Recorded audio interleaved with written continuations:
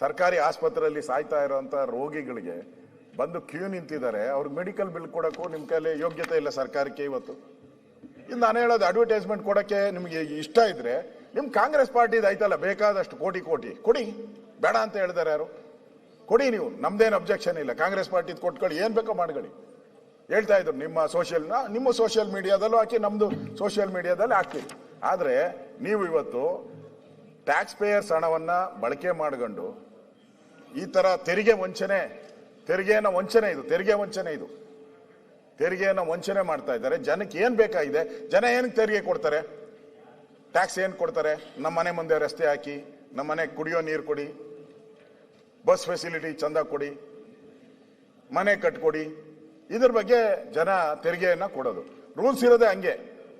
ನಾವು ಹಾಕಿರ್ತೀರಿ ರೂಲ್ಸ್ ಇದರಲ್ಲಿ ಯಾವ್ದಾವ್ದಕ್ಕೆ ಏನೇನು ಅಂತೇಳಿ, ಕಸ ತೆಗಿಯೋದಕ್ಕೆ ಅದನ್ನ ಬಿಟ್ಬಿಟ್ಟು ಕಸ ತೆಗಿಯೋದಕ್ಕೆ ನೀರು ಕೊಡೋಕ್ಕೆ ಬಿಟ್ರೆ ಇವರು ಕಾಂಗ್ರೆಸ್ ಪಾರ್ಟಿನ ಬೆಳವಣಿಗೆ ಮಾಡೋಕ್ಕೆ ಟ್ಯಾಕ್ಸ್ ಪೇಯರ್ಸ್ ಹಣನ ತಗೊಳ್ತಾರೆ. ಇದು ಅಕ್ಷಮ್ಯ ಅಪರಾಧ ಅಲ್ವಾ?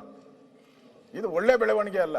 ಈ ತರ ಮಾಡಕ್ ಹೋದ್ರೆ ಇದೊಂದು ಅಧ್ಯಕ್ಷರೇ, ಇದು ಕೇಂದ್ರ ಸರ್ಕಾರ ಈಗಾಗಲೇ ಆಕ್ಟ್ ಮಾಡಿಬಿಟ್ಟಿದೆ.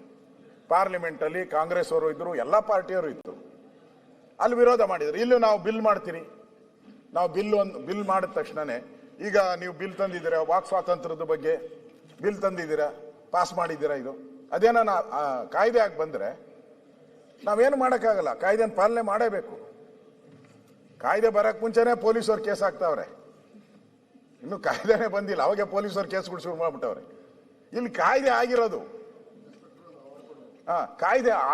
ಬಗ್ಗೆ ಅಧ್ಯಕ್ಷರೇ, ಕಾಯ್ದೆ ಆಗಿರೋದ್ರ ಬಗ್ಗೆ ಇಲ್ಲಿ ವಿರೋಧ ಮಾಡಿ ಕೇಂದ್ರ ಸರ್ಕಾರ ಜೊತೆ ಕಾಲ್ ಕೇರ್ಕೊಂಡು ಜಗಳ ತೆಗಿಯಕ್ಕೆ ಹೊರಟಿದಾರಲ್ಲ, ಮಾಡ್ಲಿ, ಡಿಬೇಟ್ ಮಾಡ್ಲಿ. 2 ದಿನ ನೀವು ಅಧಿವೇಶನ ಎಕ್ಸ್ಟೆಂಡ್ ಮಾಡ್ತೀನಿ ಅಂತ ಹೇಳಿದ್ದೀರಾ.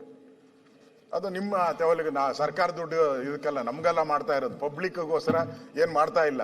ಇವರು ಅವರ ಕಾಂಗ್ರೆಸ್ಸಿನ ವಿರೋಧ ವ್ಯಕ್ತ ಮಾಡೋಕ್ಕೋಸ್ಕರ ಅಧಿವೇಶನ ಕರೆದು ಮಾಡ್ತಾ ಇದ್ದಾರೆ. ಸರ್ಕಾರದ ಹಣ ಪೋಲ್ ಮಾಡ್ತಾ ಇದ್ದಾರೆ. ಅದನ್ನು ತಪ್ಪು, ಅದನ್ನು ವಿರೋಧ ಮಾಡ್ತೀವಿ ನಾವು. ಆದ್ರೆ ಇವತ್ತು ಅವರು ಮಾಡ್ತಾ ಇರೋವಂಥದ್ದು ಒಂದು ಕಾಂಗ್ರೆಸ್ಸಿನ ಒಂದು ತೆವಲು ತೀರ್ಸ್ಕೊಳಕ್ಕೋಸ್ಕರ ಮಾಡ್ತಾ ಇದ್ದಾರೆ. ಇದು ಒಳ್ಳೇದಲ್ಲ. ಅದರಿಂದ ಈ ಗಾಂಧಿ ಏನ್ ಹೇಳವ್ರೆ, ಮಹಾತ್ಮ ಗಾಂಧೀಜಿ ಮುಗಿಸ್ಬೇಕಲ್ಲ, ಇನ್ನ ಜಾಸ್ತಿ ಹೊತ್ತಾಗ್ಬೇಕಾ? ಅಲ್ಲ, ಗಾಂಧೀಜಿಯವರ ಆಶಯಗಳು ಏನಿತ್ತು ಅದು ಪ್ರಿಂಟ್ ಮಾಡಿಲ್ಲ.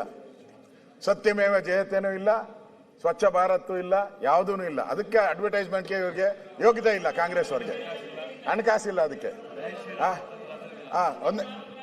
ಒಂದೇ ಮಾತಾಡೋದು ನೀವೆಲ್ಲ ಯಾಕೆ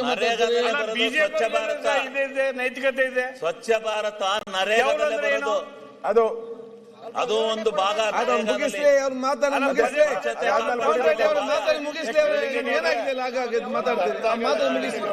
ಅಧ್ಯಕ್ಷರೇ, ಅಲ್ಲ ಶಿವಲಿಂಗೇಗೌಡ್ರೆ, ಅಧ್ಯಕ್ಷರೇ, ನಾನು ಹೇಳೋದು ಇವರು ನಿಜವಾಗೂ ಗಾಂಧಿಗೆ ಒಂದು ಗೌರವ ಕೊಡೋದಾಗಿದ್ದಾರೆ. ಗಾಂಧೀಜಿಗೆ ಗೌರವ ಒಂದು ಅಂದ್ರೆ ಮನಸ್ಫೂರ್ತಿಯಾಗಿ ಅವ್ರಿಗೆ ಒಂದು ನಮನ ಸಲ್ಲಿಸೋದಾಗಿದ್ರೆ ಅವ್ರೇನ್ ಕೊಡ್ಬೇಕಾಯ್ತು? ಎಂಡ ಕುಡಿಬೇಡಿ ಅಂತ ಕೊಡ್ಬೇಕಾಯ್ತು. ಮದ್ಯಪಾನ ಮಾಡಬೇಡಿ, ಮನೆ ಹಾಳಾಗ್ತೈತೆ. ಗಾಂಧೀಜಿ ಹೇಳಿರೋ ಹೊರಡದು ಮದ್ಯಪಾನ ಮಾಡಬೇಡಿ ಅಂತ. ಇವರು 2000 ಲೈಸೆನ್ಸ್ ಕೊಟ್ಟಿದ್ದಾರೆ, ಕುಡೀರಿ ಕುಡೀರಿ ಕುಡೀರಿ ಕುಡೀರಿ ಕುಡೀರಿ ಅಂತ. ಇದಕ್ಕೆಲ್ಲ ಹಣ ಅದ ಅಡ್ವರ್ಟೈಸ್ಮೆಂಟ್ ಕೊಟ್ಟಿದ್ರೆ ಜನ ಅಟ್ಲೀಸ್ಟ್ ನೋಡಿ ಒಂದು 2% ಆದ್ರೂ ಬಿಡೋರ ನಾವು ಕುಡಿಯೋದು.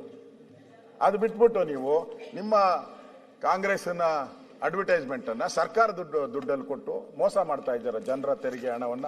ಇದು ಅಕ್ಷಮ್ಯ ಅಪರಾಧ. ಒಂದ್ ಕಡೆ ಗಾಂಧೀಜಿಗೆ ಅವಮಾನ ಮಾಡಿದ್ದೀರಾ, ಅವ್ರು ಹೇಳದೇ ಇರೋ ಪದಗಳನ್ನ ಹೇಳಿ ಗಾಂಧೀಜಿಗೆ ಅವಮಾನ ಮಾಡ್ತಾ ಇದ್ದೀರಾ. ಇನ್ನೊಂದ್ ಕಡೆ ಸರ್ಕಾರದ ದುಡ್ಡನ್ನ ಪೋಲ್ ಮಾಡ್ತಾ ಇದ್ದೀರಾ. ಇದು ನೀವು ಸರ್ಕಾರ ಮಾಡ್ತಾ ಇರೋ ಜನಗಳಿಗೆ ದ್ರೋಹ ಅನ್ನೋ ಮಾತನ್ನ ಈ ಸಂದರ್ಭದಲ್ಲಿ ಹೇಳ್ತಾ ಇದ್ದೀನಿ ಅಧ್ಯಕ್ಷ.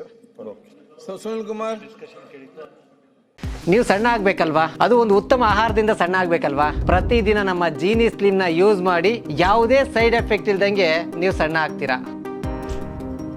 ಯಾರಾಗ್ತಾರೆ ಎಂಎಲ್ಎ ಅಭ್ಯರ್ಥಿ 2028 ಶೀಘ್ರದಲ್ಲೇ. ಪ್ರತಿದಿನ ಒಂದೊಂದು ಕ್ಷೇತ್ರದ ಟಿಕೆಟ್ ಆಕಾಂಕ್ಷಿಗಳ ಸಂಪೂರ್ಣ ಮಾಹಿತಿ ಪೊಲಿಟಿಕಲ್ ಜರ್ನಲಿಸ್ಟ್ KM ಶಿವಕುಮಾರ್ ಅವರಿಂದ. ಕರ್ನಾಟಕದ ನಂಬರ್ 1 ಡಿಜಿಟಲ್ ಮೀಡಿಯಾ ನಿಮ್ಮ ನೆಚ್ಚಿನ ಕರ್ನಾಟಕ ಟಿವಿಯಲ್ಲಿ ಮಾತ್ರ.